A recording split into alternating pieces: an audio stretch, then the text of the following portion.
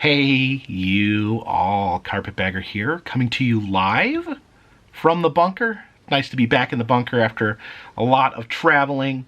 But there's something that's been on my mind, something I've been really trying to figure out in my head. I've been doing a little bit of research recently, and let me just take you back to kind of when this entered my head, when this thing started bothering me.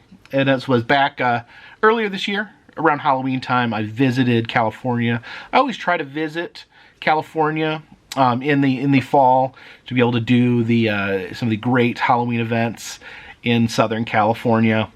And while I was there, while I was doing haunts, while I was doing Halloween events, I went to LA Horror Con. I thought it would be something different to check out. I'd never been there before, and had a good time there at LA Horror Con.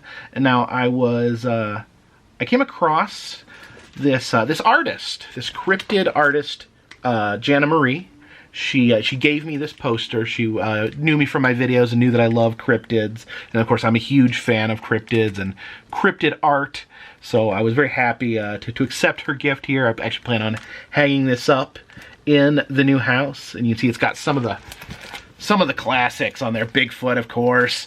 You know, some of my favorites, the Flatwoods Monster, Mothman, those creepy Fresno night crawlers. You have the Loveland Frogman there, the Jackalope, the Squonk. A lot of these fun cryptids. I was looking at this guy here, though. Looking at this guy, the Yeti, a classic cryptid, of course. But I'm looking at the Yeti, and I'm like, that Yeti has horns. Do Yetis have horns? I'm not sure. I was asking myself, I was questioning everything. Like, is this some sort of Mandela effect? Do I not remember Yetis having horns, and now they have horns? So it really got me thinking. It got me thinking. I was bouncing this question around in my head over the past several months. And I asked Jen, do Yetis have horns?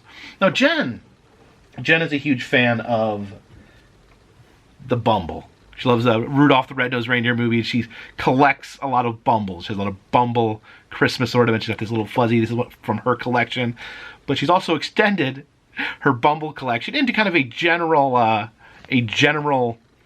Yeti collection. So I took some of her Yetis here, her Yeti collection, and I'm noticing, you notice a trend forming here.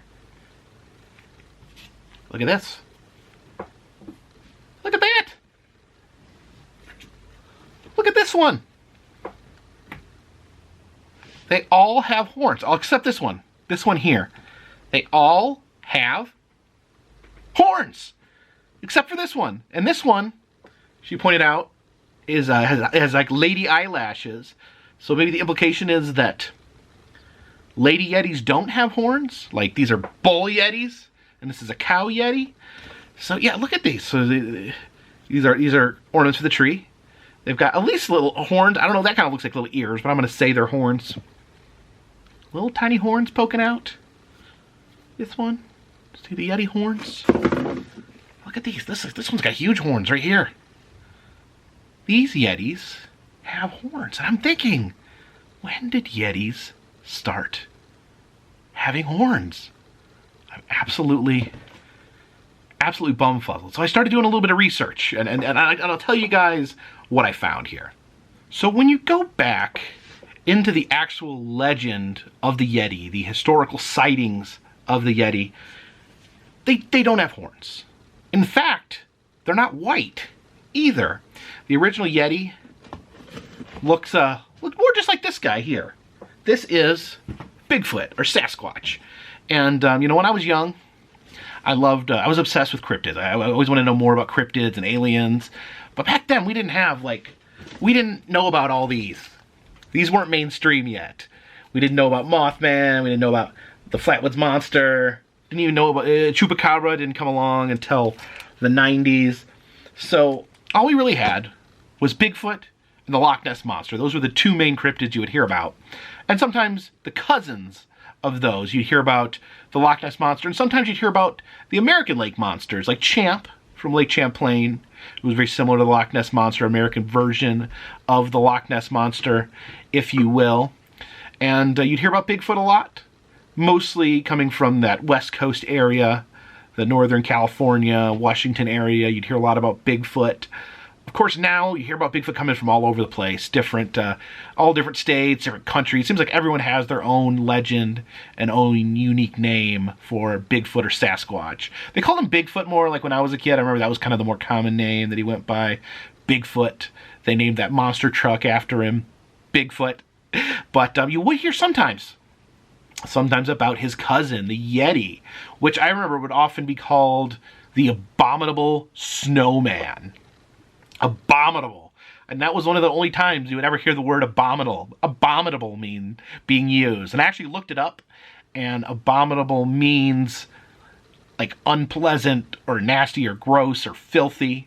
So you just like the big nasty snowman is basically who he was. But you look back at the original sightings from the Yeti, and they go way back into local mythology, local religion. All the local groups have their own stories of the Yeti. And even the religions there, including Tibetan Buddhism, place the Yeti as a figure in their religion that they believe the Yeti is the protector of their religion, of what is right, and of their land. And but all the reports, you will not find a report where the Yeti is white. You will not find a report where the Yeti has horns. Most reports of the Yeti look more like this guy. I think the Yeti is often more reddish, maybe a little more red than him. In fact, there is a monastery there where they have a purported Yeti scalp. And that scalp is kind of a reddish brown color. It is not white. So where did the white Yeti come from? And more importantly, where did the horned Yeti come from? These are these things that have been keeping me up at night.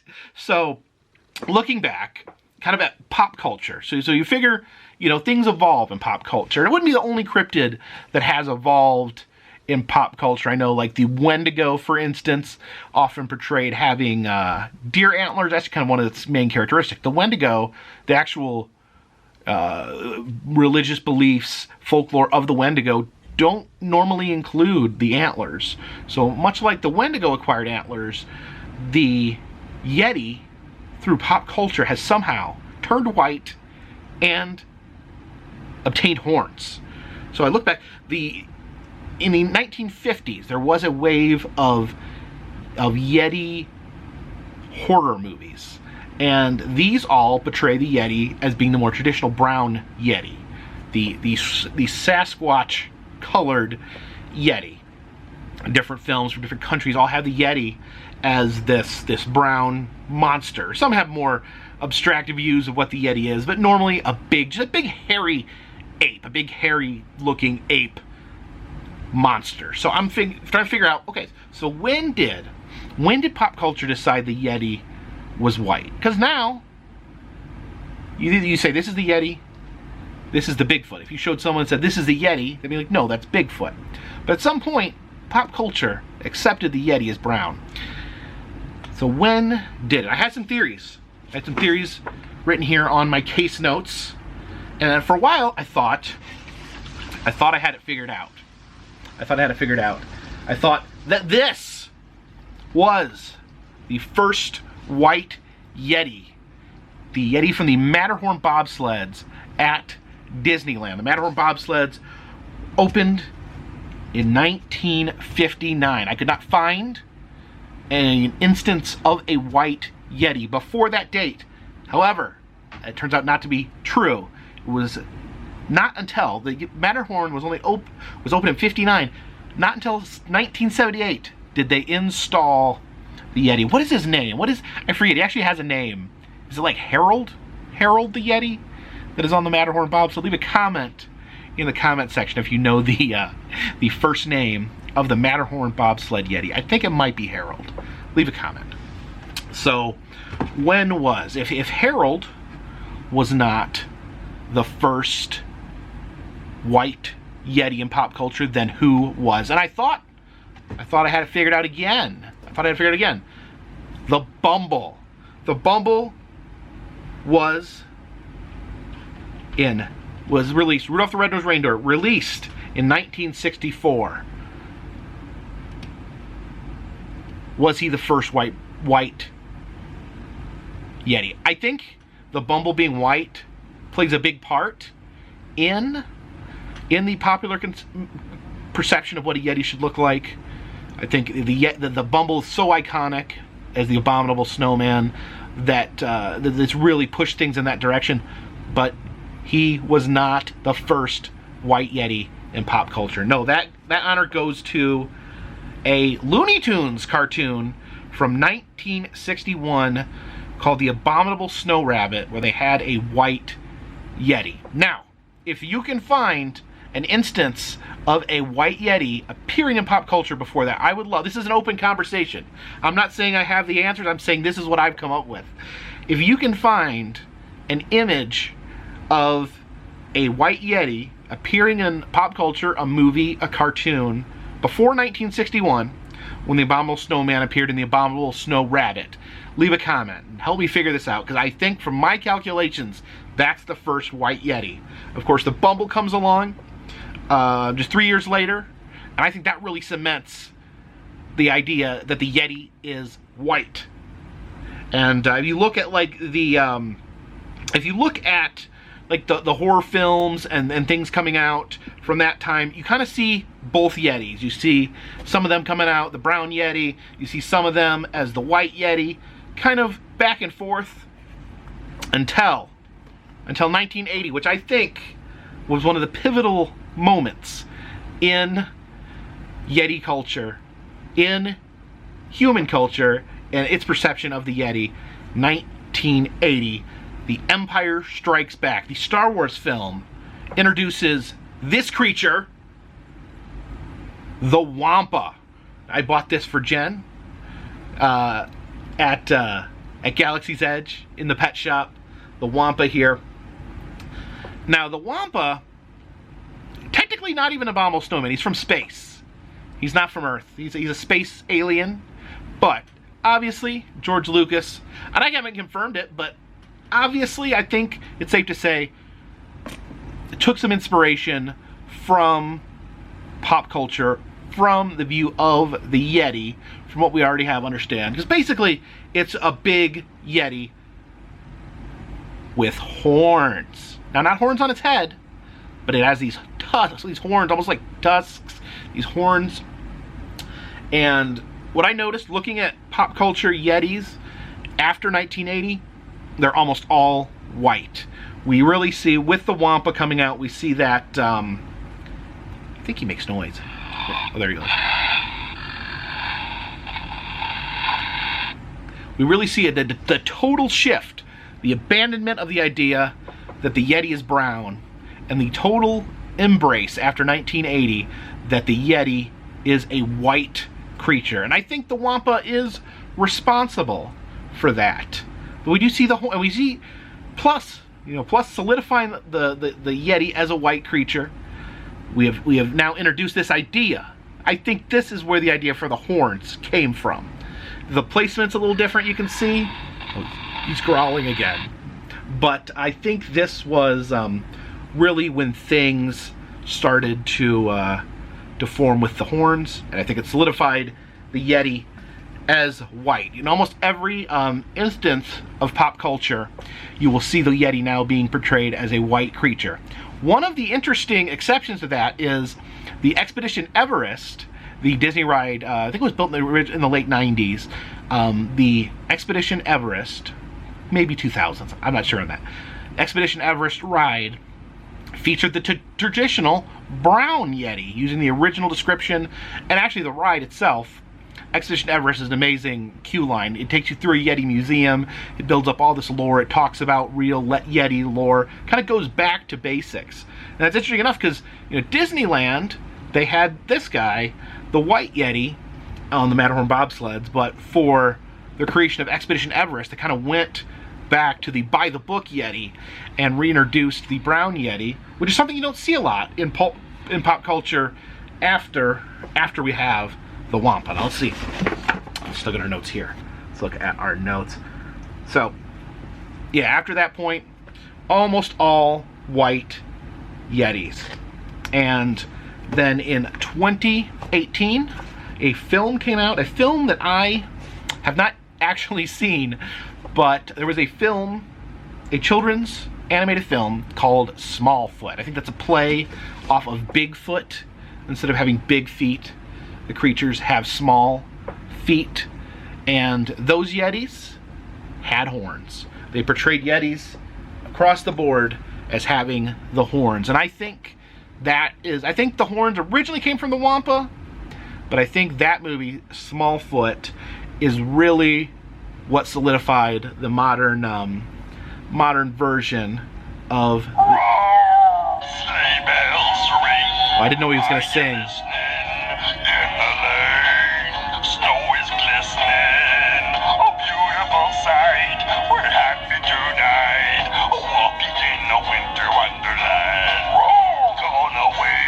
He's going to sing the whole song? Okay, there we go. And yeah, in addition, you know, these pop culture Yetis with their horns, with their white fur, also, you know, they become synonymous with Christmas. Of course, the Bumble. Where'd the Bumble go? The Bumble had a lot to do with that, associating the Yeti with Christmas, with this time of year. And I think we have it. I think that's it. With Smallfoot locking in that Yetis have horns. And I think this is interesting. I just really think it's interesting that to see how these legends evolve. And, you know, being interested in cryptids, I'm definitely interested in, like, the real life, you know, nuts and bolts, you know, the real life sightings of the cryptids, but also, you know, these legends and how they build upon themselves, how things get added, things get subtracted. And we have seen this happen with the Yeti, with the pop culture Yeti, going from this to going to this. And you can see all the little bumps in the road and steps along the way. And like I said, this is a two-way conversation. If anyone's like, you're an idiot, this is not how things worked, please correct me. I'd love to know. Maybe I'll do a follow-up video if there's enough interest in this video. And yeah, let me know, you know, if you want to hear me talk about cryptids and cryptid culture, leave a comment in the comment section. If there's any cryptids you'd like to hear me dig into or talk about, then yeah, then let me know. But this was kind of my my breakdown of the Yeti and how it appears. I don't know if this is a Christmas video because Christmas is over, but yeah, maybe this kind of ties into the holiday, into the holidays. I'm definitely gonna hang this up. Yeah, let's take another look at that. Yeah, they got the Loch Ness Monster over there too. Like I said, back in the day, the Loch Ness Monster and Bigfoot, those were like the two main cryptids. And I think it's lovely that we've like expanded out this whole world of cryptids. And I've been fortunate going to these cryptid festivals, being able to kind of immerse myself in like the pop culture aspect of the cryptids. I'm actually planning, fingers crossed, hoping to go to the Frogman Festival that's happening this March. Went to Squonkapalooza, the Squonk Festival in Johnstown, Pennsylvania last year. Of course, Mothman Festival, one of my highlights of every year. Flatwoods Monster has a festival. I've not been there yet. I think it's like a week. I think it's like a week before Mothman. And there's Bigfoot festivals everywhere. They're starting to pop up. I love going to the Smoky Mountain Bigfoot Festival because it's kind of our local Bigfoot festival. They're having it on May the 4th this year. And they're actually tying in, because May the 4th is like Star Wars Day. Like May the 4th, like May the Force be with you. And so they're tying that in to Bigfoot. So I don't know. Will the Wampa make an appearance at the Smoky Mountain Bigfoot Festival? Because he kind of ties in the Bigfoot legend, the Yeti legend, with the Star Wars universe. Oh, I had some more visual aids I didn't use here. I got these. Guys, this came out of like a cryptid tube. I remember going to the zoo as a kid. You have the little tubes full of animals, And I bought one, I think off Etsy one night. I have this thing where, like, sometimes when I'm having trouble sleeping, I get on Etsy and just order stuff, and then I wake up in the morning and I forget about it, and it shows up a week or two later, and I'm like, oh, this is cool. Where'd this come from? But I had the whole tube of cryptids, and here we have it. Yeah, the Bigfoot and the Yeti, like the yin and yang of the Sasquatch universe. Is Yeti a Sasquatch? Is Sasquatch the species name, and Yeti is the name for the Nepalese version of the Sasquatch? Also, I didn't use this guy. We have the Abominable Snowman from Monsters, Inc., who apparently serves yellow snow cones made out of urine. He wants you to eat his urine. But yeah, that's kind of a thing with Sasquatch. They stink, they smell. One universal thing across the Sasquatch universe, they all smell horrible. That's how the skunk ape got his name. He, you know, he smells like a skunk. But you see this, the skunk ape too also has kind of some pop culture evolution too. Is sometimes you see the skunk ape as black with a white stripe. That's just kind of manifested in pop culture. Really, really fascinating how legends change and redefine themselves over time. But thank you guys so much for joining me today, letting me ramble. At the house now, I'm planning on filming some stuff within the next couple days in the more local area. But the big Choose My Adventure road trip is coming up. I'm going to take a week off beginning of January, and then we're going to start again strong. I'm going to leave from the bunker, and we're going to go out on a grand adventure. Hopefully this grand adventure will be a little smoother than last year's grand adventure, where we had a lot of car problems, a lot of rental car problems, a lot of problems in general, a lot of behind the scenes problems, and we'll have fingers crossed this year's Choose My Adventure road trip goes a little smoother. So thank you guys so much. If you like these videos, please subscribe. I think I just hit 483,000 subscribers. I'd really like to get to 500,000. I don't get anything, I don't win anything, but I think it'd be really cool to get there. So if you haven't subscribed, please subscribe. And I check, you check the stats, it actually says most people that watch these videos aren't subscribed. So subscribe if you don't mind. It helps me out. If it's nothing to you, please subscribe. Of course, if you do subscribe, yeah, I want you to watch the videos. Don't just subscribe because you feel sorry for me. Only do it if you're going to actually watch the videos. But yeah, and I tell people sometimes, check your subscriber tab, because sometimes I've had a few people tell me my videos weren't showing up, and that worries me, because I know there's nothing I can do about it, but I want to make sure YouTube is suggesting my videos to you, and actually if you subscribe, that'll help YouTube know that you want to see my videos and want to have my videos recommended to you. So that helps. I travel around the country. I film roadside attractions, amusement parks, museums, haunted houses, other fun stuff. If you're new here, did I say that twice? I'm not sure. Of course, doing personalized messages on Cameo. I think after I'm done recording this, I'm going to do a few cameos and get them sent out. Kind of can do personalized messages for birthdays, anniversaries, just for fun. You can get me to send a message to you if you just have a question you'd like to ask me. All that's willing to do anything there within reason. If you're interested in that, check the description of this video. Also, selling enamel pins still. Plenty of enamel pins left in the Etsy shop. And, of course, all those things help keep this train on the track, this bobsled on the track, this boat in the water, and this dirigible in the air. Till next time, my friends, this one's in the bag.